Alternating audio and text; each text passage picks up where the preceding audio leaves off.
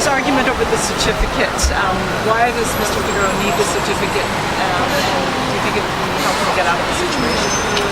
Well, I don't think the certificate itself is more it's more a question of showing that the minister is not listed the FMLN, that they're not consistent in going after the FMLN or treating the FMLN as a terrorist organization.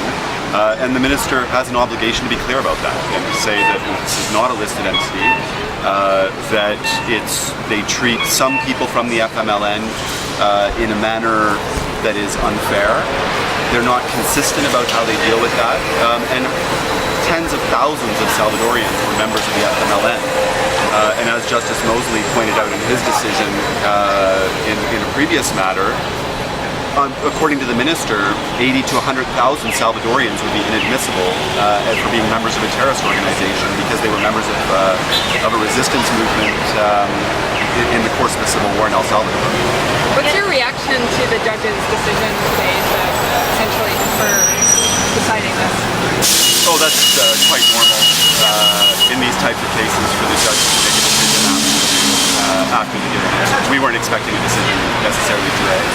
Okay, so getting that certificate does not necessarily mean he will be able to stay in Canada. That's correct. The certificate has to do with the criminal code definition of terrorism and the definition of listed entity in the criminal code. The concern from Mr. Figueroa and his supporters is that if he is a listed entity, or if he is going to be treated as a terrorist under the criminal code, it has very serious implications for the people who support him and for the people who are involved with him. But everyone in court said that he's not on the list. That's correct. That seems to be the minister's position, is that he's not on the list.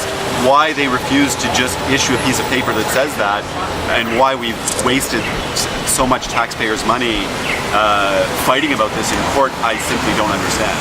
They just needed to send a piece of paper. All we asked for was a piece of paper that said he's not on the list. And how does he stop this whole deportation process then? That's a separate process, yes. In short, can you tell us why he's being deported in layman's terms? In layman's terms, he's being deported because he was a member of the FMLN, which was an organization during the Salvadorian Civil War, that there are allegations that it engaged in terrorist activities or activities that were problematic at the time. To put it in layman's terms, it's very difficult. It was a civil war. There were things that were done on either side that were problematic. So getting that certificate will help his immigration case? Not necessarily, no. It's not. It's the Minister of Public Safety will be issuing the certificate. The Minister of Public Safety is also making a decision about whether or not he is a threat to the national security of Canada. So in that sense, the same minister will be making decisions on both issues. But the fact that he's not listed ought to say that he's not a security threat to Canada, but that's not necessarily the case. So these might be better questions to ask the Minister of Public Safety as to why he thinks Jose is a security threat to Canada, or if they don't feel that he's a security threat to Canada, why the minister since 2010 has still refused to make a decision on that issue. So it's a moot point, but he's still in limbo. He's still in limbo because the Minister of Public Safety is. We've had an application or a request before the Minister of Public Safety since 2010 to find that Jose is not a threat to national security. The Minister of Public Safety has not made a decision on that application. Why that it's taken so long is a question best asked to the Minister of Public Safety. Alright, so he's associated with that association, which they say is not a terrorist group, that's the reason he's being kicked out? Correct. Okay, just making sure I got that. It confuses me too. What do you think of this, another delay, no resolution? It is harder for the family. It has been 17 years and we're still dealing with this.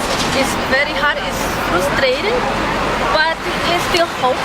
We have support from the family. We are glad that we have the media to help us out, and that makes us strong. Even when we are struggling, because this affects all of us. It's my husband's case, but it affects each of my kids, my life. It's not easy, neither their life. So have you had to say something to the government to get this settled, what would you say to them? I would say just keep us like a family the way we were before, all together, not like we are right now separated, because it's very unfair to keep us for 17 years on this country, on this condition. Many people don't know many details of our life, like there's so many things that we haven't talked to the media directly how this has affected us. Like in my case, I went for many years with Medicare, so I lost my kidney, and this is due to all these long years. My kids don't have any benefits. There is so many things that people don't know. It is hard, but